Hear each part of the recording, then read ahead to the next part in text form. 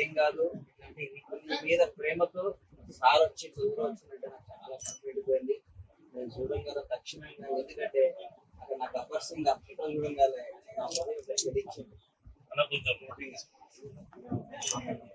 గబ్బర్ సింగ్ కుమ్మది నేనే ఆ సార్ నాతో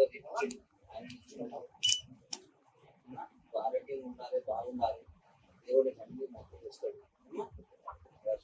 ప్రేమ చూడ జాగ్రత్త. నాన్నకు 5 లక్షలు చెక్కించిపోతున్నాయి ఇప్పుడు.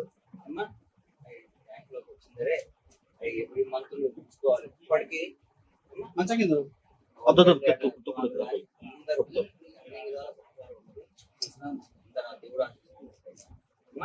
ఆ బాబుని చూడంగానే ఆ పక్కనే మా గబ్బర్ సింగ్ లో మా హీరో గారు చూడంగానే నా హృదయం నాకు ఏదో తెలియని ఒక అనుభూతి కలిగింది. నా చేతనైన సహాయం ఆ బాబు కూడా చేయాలి.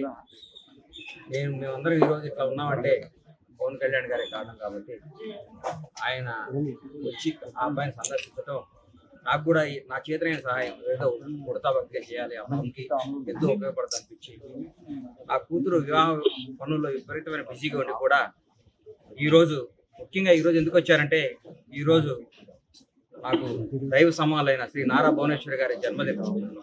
ఆ జన్మదినం రోజు 5 లక్షల రూపాయలు తీసుకొచ్చి ఆ బాబుకి అందజేస్తే నా హృదయం ఎంతో ఆనందపడుతుందని యాక్చువల్గా రేపు వద్దాం అనుకున్నాను. కానీ ఈరోజు వచ్చి ఆమె బర్త్డే మా హీరో గారి పవన్ కళ్యాణ్ గారు వచ్చి ఆ బాబుకి నేను ఇవ్వాలని చెప్పి 5 లక్షల రూపాయలు అని ఆ బాబుతో మాట్లాడటం జరిగింది. ఆ మాట్లాడితే ఆ బాబు నేను వాళ్ళ ఫాదర్కి డిపాజిట్ చేసుకోమ్మా ఈ 5 లక్షలు అని చెప్పడం జరిగితే నేను కారు కొనుక్కొని కారులో తిరగాలనుందన్న పాప కోరిక కోరాడు.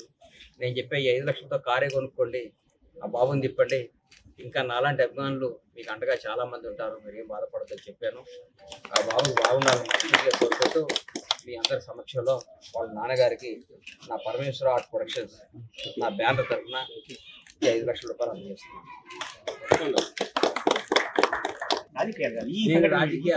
నేను పవన్ కళ్యాణ్ గారి వీరాభిమాని, ఆయన వల్లే నేను ఇట్లా ఉన్నా.